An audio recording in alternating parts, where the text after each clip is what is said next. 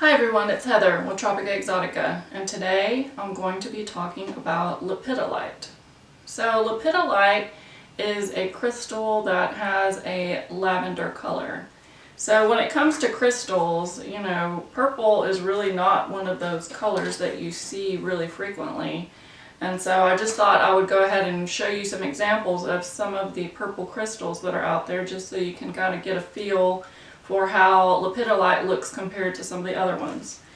So most of us are familiar with amethyst.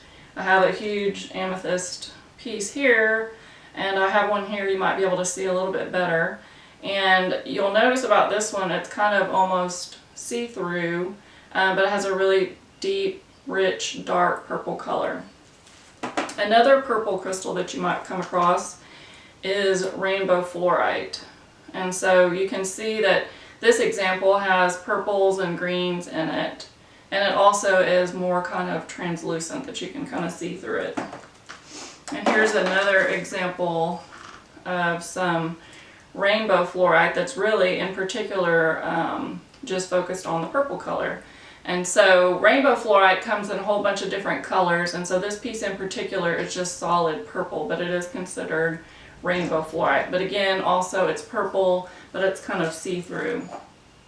Another purple crystal that you might come across is charoite. And this one, it usually comes in also kind of a lavender, but it's usually also mixed with a black color.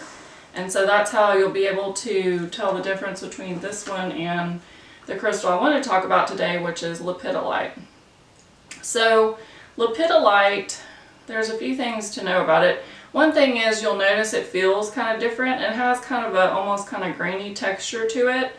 And the actual pure form or purer forms of lepidolite are going to more be like a kind of pinkish purple color. But when you start to see these kind of white flecks and speckles, that means that it's been impregnated with a lot of quartz. And so normal lepidolite, the Mohs hardness scale is about 2.5 to 3.5. When it's impregnated like this, it's going to be a lot more resilient, and it's not going to be as, you know, friable and easily as damaged as the more pure forms of lepidolite.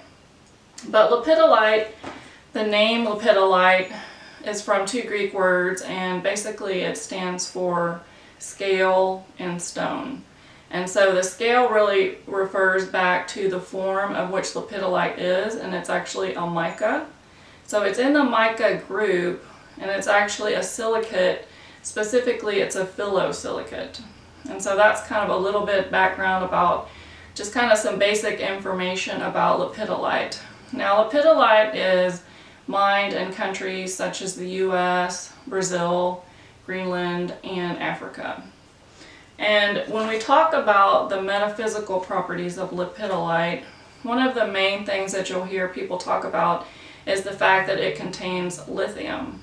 And so if you're a little bit familiar with kind of mental health issues, you know that you've heard about lithium being used to treat certain mental health issues such as, sadness or anxiety. And so that's one of the characteristics and metaphysical properties that lepidolite is mostly known for. So some of the other properties that it's known for is just in general type of mood stabilization. It also is good for EMF protection, insomnia, and it also just overall will kind of help you reduce the amount of stress in your life. So how can you go about using lepidolite in your day-to-day life? You can use it to create emotional stability and dispel negative energy by wearing pieces of it as jewelry. If you have a bracelet, or maybe you can find one in a pendant form. You can also keep a piece of tumbled lepidolite, and I don't have one of those in front of me, but just a small piece, and keep it in a medicine bag and put it in or just a small bag and put it in your handbag, or even keep it in your pocket. You can also place larger pieces near you whenever you're doing anything while you're working. You can use some of these bigger pieces, such as these pyramids, I also have these right now in skull form, and they're really interesting in skull form. You can also just, put a small sphere right by your desk. So you can also use these while meditating. So you might just want to get a small tumble and just hold it with you, and that will kind of help.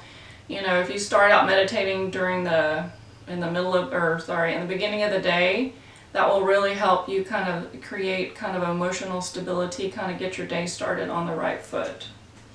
So for EMF protection, you can also wear a piece of lepidolite as jewelry, the bracelet or pendant, or any other type of jewelry that you might find it in. And you can also, of course, keep it, a pyramid would be really great to keep a piece right by your computer to help reduce EMF. And the other trait that lepidolite is known for is for helping overcome insomnia. So what you can do is get a few tumble pieces, put it in a small bag, and set it underneath your pillow while you sleep. You could also just put one of these smaller pieces on your nightstand before you go to bed. So the thing about lepidolite is, I think when it comes to all crystals, that you kind of have to follow your intuition and see if you're drawn to a certain type of crystal. A lot of times when people are starting out in crystals, they always want somebody else to tell them what's the best crystal for them to use. They get overwhelmed. But I would say just generally follow, what your intuition and guidance is telling you. And so if you kind of come across lepidolite and you see it and you're really drawn to it, then I would definitely go ahead and get a piece. I really find that it's really balancing. I really enjoy wearing it as a bracelet. It's really great to keep, by your desk for EMF protection as well. And also just if you want to try to get more balanced sleep. So anyway, that's it today, guys, for lepidolite. I'll see you next time. Thanks. Bye-bye.